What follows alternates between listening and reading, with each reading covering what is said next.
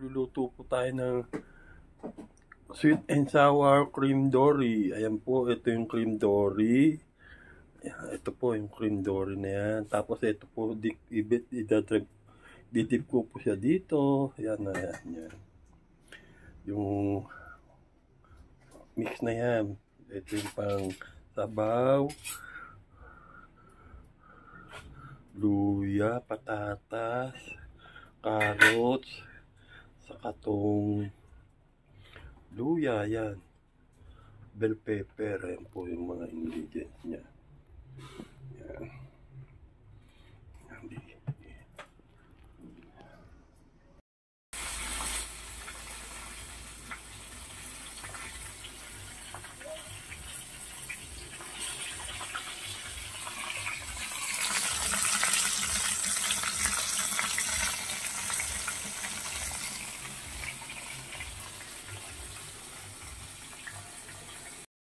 Ayan guys, nagkita ng